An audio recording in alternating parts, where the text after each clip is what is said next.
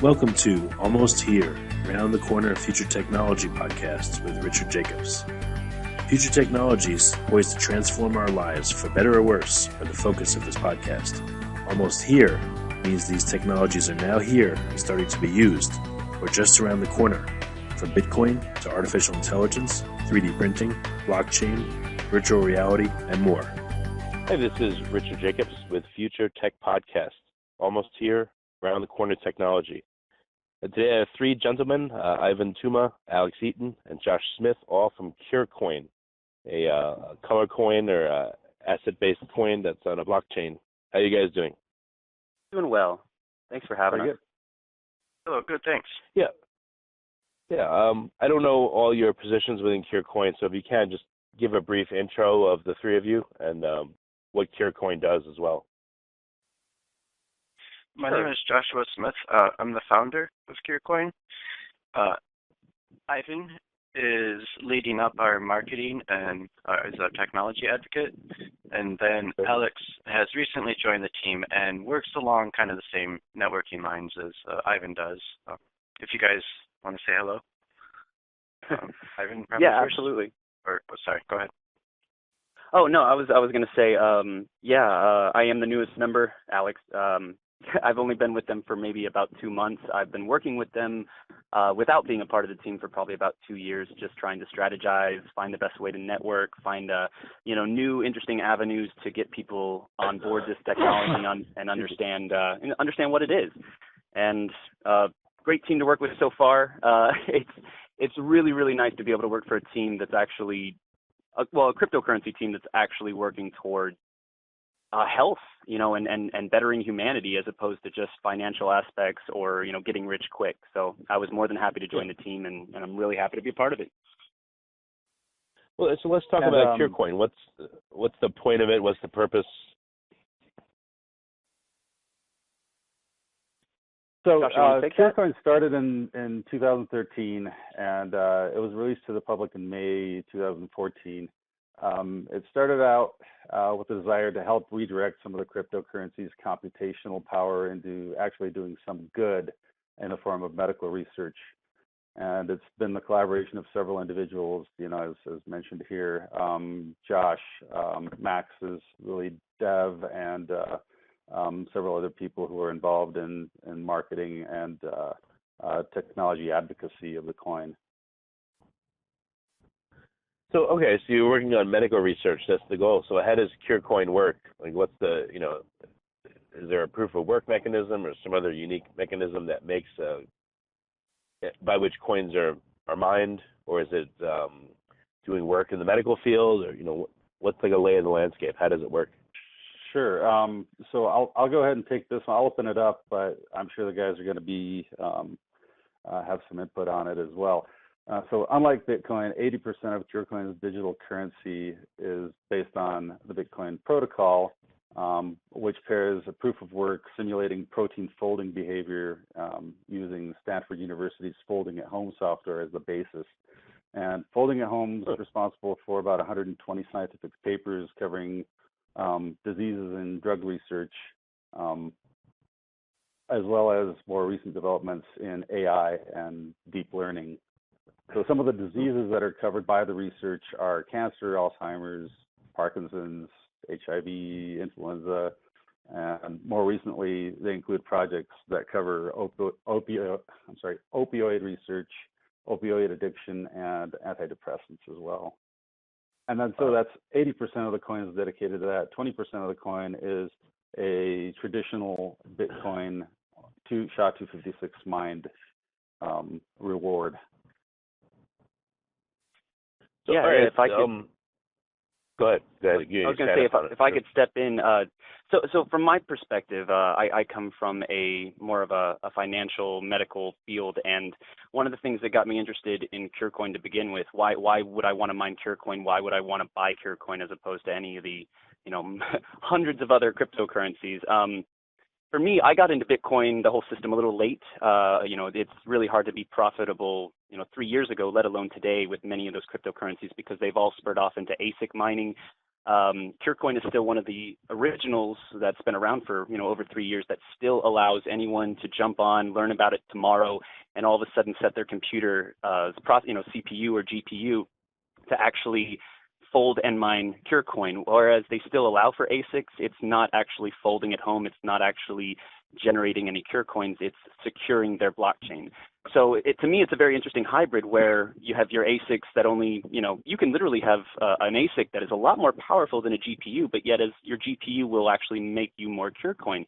And that is pretty substantial in this day and age when, GPUs and CPUs are basically foregone for, the average financial coin market. So Right. it's the simple ability that anybody can jump on their computer at any time, devote a portion of their computing power. It's not going to slow down their computer. They're not going to feel any side burn or anything like that, and actually be able to generate a cryptocurrency every single day while still helping humanity. That's pretty monumental as far as I'm concerned. So just happy to have a coin like that I can still use to educate people that don't have the money for ASICs and still teach them mining is really special to me. Why is figuring out how to fold protein so powerful in the first place? What's the benefit of it? Ooh, that's a good question. Josh, you want to take that? Or I can actually go ahead and take that one, and then we can segue off of that. We've been talking about this. It's always a difficult subject to cover because none of us are biochemists, so we're kind of explaining protein folding from a very layman's point of view, but I can sort of give you a gist of why it's important. Okay. So the progress in distributed computing and computational biology is accelerating as more participants get involved. And they're adding different layers to make this more efficient with AI and deep learning. In the case of folding at home, the research comes in at the first stage of a 7-stage FDA drug approval process. One of the downsides of living this early in that approval process is there's rarely a eureka moment. What you're basically doing and where you look for successes is how often is your research and the results of your research data referenced in other places outside of the Stanford research. And for example, in 2012, Folding at Home created an interleukin study on the distributed computing network, which was cited eventually in over 100 papers outside of Stanford. And it also included a 2015 study that actually proved that you can create immunotherapy using the body's own defense systems against cancer. But you have to be able to draw the lines between those points to get from point A to point Z where it actually where it hits the ground.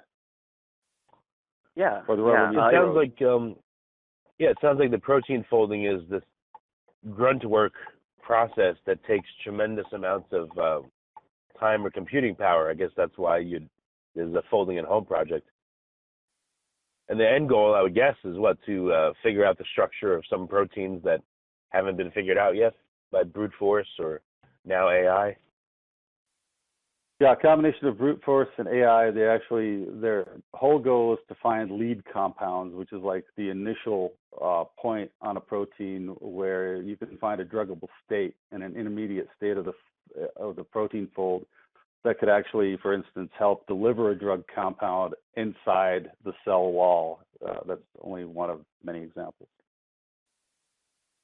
Yeah, in my basic understanding, and this is how I've basically perceived it over the last 2 months after learning as much as I have about it. And I'm gonna take it back to a layman's perspective, but whenever you go to college, whatever class you're taking, whatever your major is, whatever your minor is, you're going to have to do a lot of classes, and you're always going to have to look back at the research done by prior professionals. When you're going to college, you're not an expert in your field. You have to cite your sources. So to me, folding at home or the CureCoin folding, all that stuff together is basically, like you said, the first of 7 stages. So if anybody wants to start at stage 2 and be able to cite stage 1, that this is what it allows. So it basically does all the grunt work, as you said, so that the experts can actually take all these citations and all this information that's been done and just go ahead and hit on stage 2 and get to stage 7 faster, so that it can be up for FDA approval. So that's how I always looked at it. Okay, gotcha. So you may not, people mining CureCoin may not be figuring out the structure of previously unknown proteins, but they're further validating that, yes, this given protein that someone else figured out how to fold, it is folded that way. Is that what you're saying? There's a little bit of both. A little bit of both. Great. So yeah, that's interesting. So I'm literally, my reward is CureCoin, and the way I do it is I use my processing power to help science and help humanity, essentially, if you boil it down, right? Yes. And right, one of the best parts is, as Alex mentioned, is that anybody with a computer that can open up a Chrome web browser can start participating like within 5 minutes. It's one of the few cryptocurrencies that allow you to do that. Yeah. Because you guys are doing this, and it's this unusual proof of work, have you thought about looking at, let's say, all the hash power behind Bitcoin, and would there be a way to repurpose that where they would still solve a hash, but I guess, they would take that computing power and put it towards, your purpose or another purpose, so it's useful and not just... That was kind of one of the main ideas in starting this back in 2013 and 2014, was taking a look at the massive amount of GPU and CPU power that is put into a lot of the Hashcash coins. And as you said, repurposing that, and that is where CureCoin comes in. It gives people an alternative cryptocurrency to hash for, so to speak, where the electricity is getting used for something quite useful, and then in the cases of certain coins with algorithms, like most of the algorithms have shown, they eventually come out with ASICs for them. Whereas with protein folding, creating an ASIC is a much larger debate as whether or not it's really truly possible to create what we'd consider a true ASIC when you compare what, for instance, a SHA-256 Bitcoin ASIC does with how specialized it is. Yeah, to sum it up, I used to mine Bitcoin with some of the first generation miners through Antmain and such, but eventually your Bitcoin mining loses its profitability and it costs a lot more electricity than you're actually going to generate in Bitcoin. So it's really nice to be able to repurpose your old ASICs that just won't do anything for your Bitcoin gain for something like CureCoin, where that your miners are still on, you're doing a good deed, and at the end of the day you can feel good about yourself. And it's nice to have something to repurpose your miners too, because you can go on Amazon and buy an old miner for $10, but nobody buys them because they're not going to make you any profit in Bitcoin. But it definitely it has already created a reason to go ahead and buy those $10 miners, and you can repurpose them. You can still use that same algorithm that that all the Bitcoin miners use, and just point it directly at CureCoin. So yeah, the Bitcoin miners can be repurposed for CureCoin. They already are repurposed for CureCoin. They're purposed already, if that makes sense. Right. So what's the bigger target, current of course, payout? GPUs and CPUs. The what use? The GPUs and CPUs are still the biggest target of an alternative for the other coins, since the GPUs and CPUs do the meat of the research. Mm-hmm. Gotcha.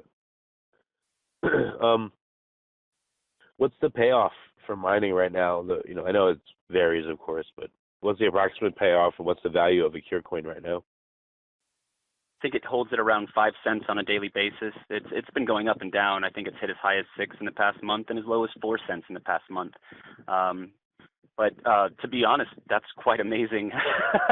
If you look at CureCoin's price over time, I don't know about Josh and Ivan, but based on the fact that it was not supposed to technically be created as a financial coin, the fact that it's even worth a penny is quite astounding to me and very beneficial. The whole point was incentivizing, right? So the fact that the coin goes up in price every couple months and holds steady, that's pretty impressive when, it could have been less and the incentivization would have been less. But as the coin keeps going up in price, the incentivization grows, because if you're mining, let's say 10 CureCoins a day from your PC, and you were making 10 cents a day, now you're making 50 cents a day, and who knows how high it'll really go. So it's definitely a bonus to see the price go up. Yeah, and the higher the competition for the coin on the protein folder side, the more research each coin actually represents. Unlike with hashing Bitcoin, where you're really just over-securing the network at some point where you get too many miners involved, this sort of has the opposite effect. So what are people doing when they're mining CureCoin? Like, how much are you seeing that people are mining a day? They're mining like multiple dollars worth, or is it still small scale? And are they keeping them? Are they transferring it to Bitcoin? What behaviors are you seeing in the network? Great question for Josh. Well, with that, that does, of course, really depend on the size of the GPU/CPU farm that any folder would be using. There's a lot of people that participate with basic gaming computers down to a low-end laptop, and with the basic gaming computer, single GPU, with a modern GPU, you can probably make a profit of $1 to $2 per day with some of the newer GPUs, just as a rough guess. But then there are a lot of participants, which is, of course, one of the main targets for a system like this. A lot of participants do have very large GPU farms, and that is one of the main targets of the CureCoin system, is to find the users, the cryptocurrency miners that have built themselves large farms, and they're out mining a myriad of different coins under different algorithms with GPUs. And when you move one of these big farms over to folding at home, you really can see just how big of a difference it makes. There are a couple of users that do have a pretty good amount more than the average, and those users, the amount of research that they get done on the average day is quite significant compared to what pretty much any other previous folding at home user would have been doing. And some of those users, like some of the mid-tier larger farms, I would have to guess that they pull probably $50 a day worth of currency just in a single setup. If I could interject for just a second, from my own previous experience, I have an old first generation i7 from 2009 that I've been using since probably about the past 2 years, and I've seen at least maybe, this may not seem like a lot, but it's quite good to me. I've seen about 30 cents a day from a top of the line GPU from 8 years ago. But 30 cents a day is, not bad when you really use time to your advantage. So, but it will just determine, depending on the size of your farm, if you're using one GPU, if you're using an old GPU or a new GPU or any of that. So it's variable, but it's not bad. Collectively, the team pulls about 14, or the equivalent of 14 petaflops worth of computational power every day. That's out of about 100 that the entire folding at home network does on a daily basis. So we're carrying about 14% of the network right now. Oh wow! Okay. It's a lot. Yeah, no, that is. When you convert that into supercomputing time, it really is a lot. Do you think that the focus of CureCoin may change as other needs become more present or dire, or do you think you're going to have to roll out a whole bunch of, do you think you may end up with like cancer coin or Alzheimer's coin or that kind of thing, or are you just going to stick with but you're going to stick with the protein folding? I think something like that would probably be pretty far down the road, given the limitations of the current system. Because currently you can opt to work on one specific cause with your folding client. However, depending on what is available at the assignment servers when your computer is getting assigned a work unit, you will get whatever is available at that time. And that's the way it's been for quite some time. I don't think it's going to change drastically anytime soon. I mean, again, with technology, obviously things change fast when they start changing. That's one thing that there hasn't been any signs of that changing drastically anyways anytime soon. Okay. So what's your like intermediate and long-term goals for the coin? Is it a price goal? Is it a we've successfully substantiated 1 million new proteins, or found 1,000 new ones? What's the goal? Evan, do you want to take the first part of that one? Yeah, I had a really good answer for this. I'm actually trying to find it.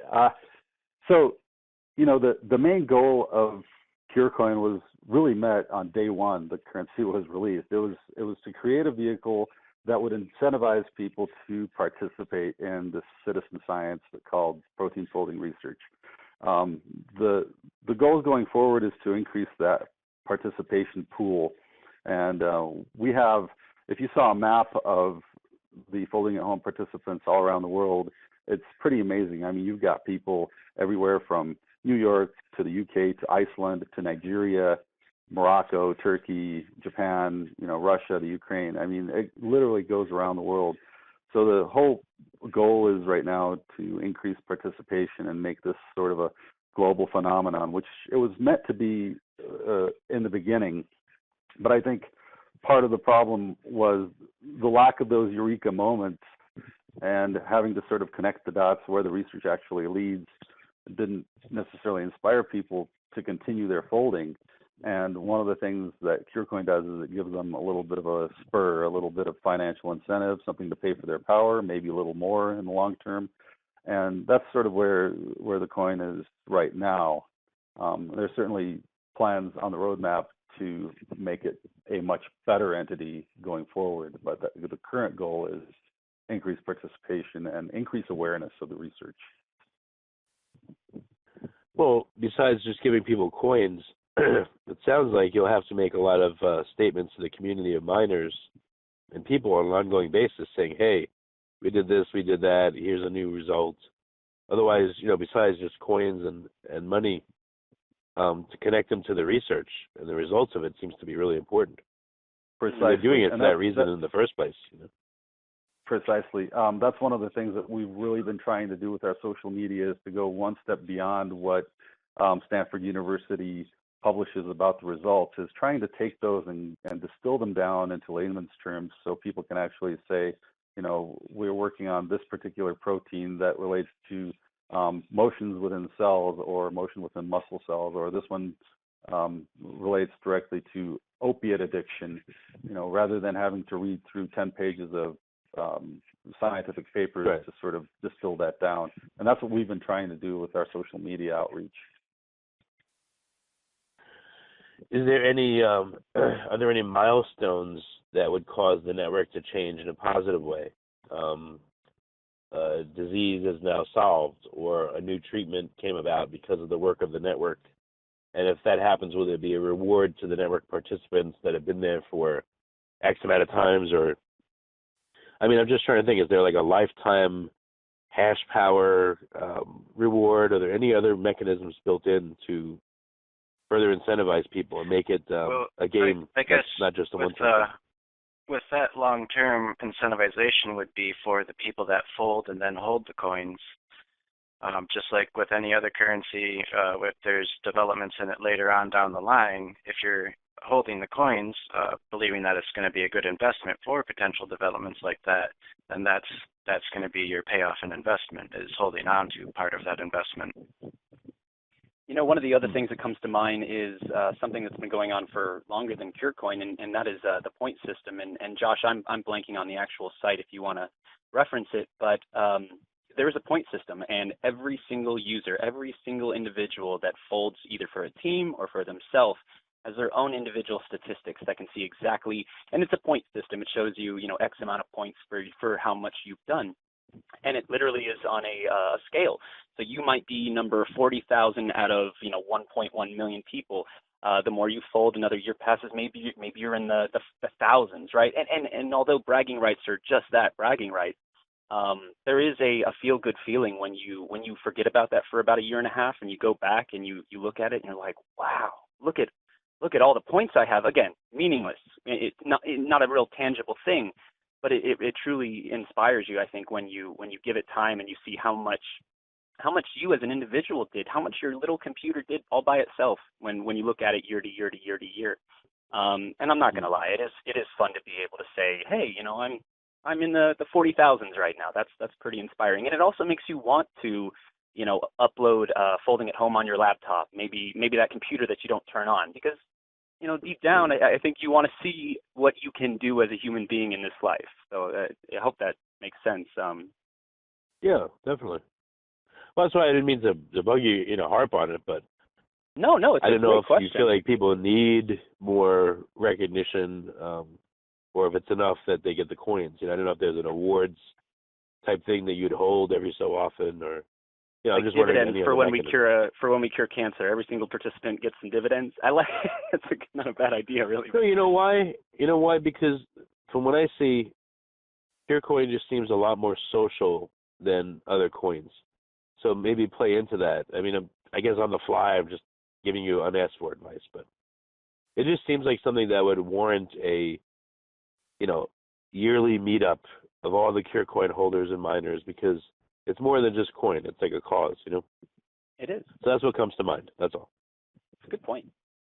Yeah, definitely, because these things affect us all, right? I mean, everybody's been affected by cancer or Alzheimer's, or you had somebody die of an infectious disease in the family. So it's definitely on the forefront of everybody's mind that helping cure these ailments is an important thing, and the more we can contribute to that, the better our society is.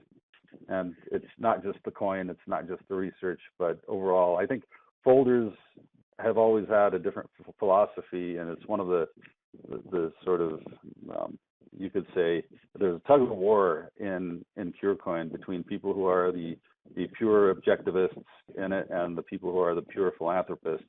When we first started out, the people who have been doing this for a long time were like against it, because you're financially incentivizing something that's been in the philanthropic realm for so long. But yet, I think we've proven to them that by incentivizing it, it brings a lot more people in who were skeptics before, but now are happy to be earning a little bit of extra income, even if it just covers their electricity, so that they can say that, hey, I'm doing good, but I'm also getting paid for it. Yeah, definitely makes sense. So what about wallets for CureCoin? How hard is it, or how easy is it to get set up as a miner? Where can you buy and sell CureCoin if you wanted to do that? If I may, it's there's really great videos on YouTube on how to literally go from not knowing anything to being able to set up your computer to mine CureCoin within about 5 minutes, and it really is that simple. The directions are quite straightforward. It's really hard to mess up, and that's a good thing. As far as buying and selling CureCoin, there's a lot of different avenues. Obviously, exchanges, Polonex, Bittrex. You can deposit CureCoin or any cryptocurrency for the most part and exchange them for CureCoin. Another thing that I personally am working on is, and you may or may not know, that's okay, there's a website called shapeshift.io that allows you to change one currency to another currency. I'm trying to push them to accept CureCoin just because they have a couple coins on there that are less than a year old, that have had extreme volatility.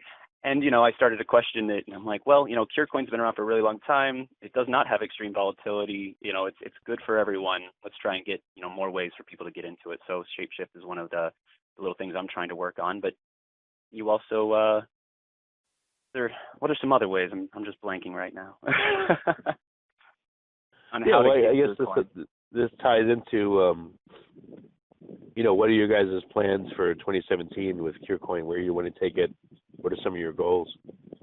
I think one of the biggest ones would be the charity. Josh, you want to talk about that? Because I know that was big for 2016. You guys finally got it working. Yeah, that's something that both Ivan and myself have been working on for quite some time.